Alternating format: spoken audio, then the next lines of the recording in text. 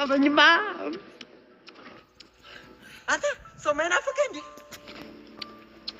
ኧረ ማርክ በቃ እንዴ ምን ኮነ ነው ቁጭ በል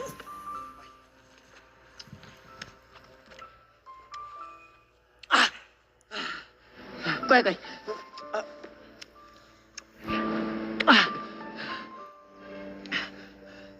ቆይ ቆይ ኦማር ገረሰውስ ምን ይላል? በቃ እንዴ አልጠገብኩም።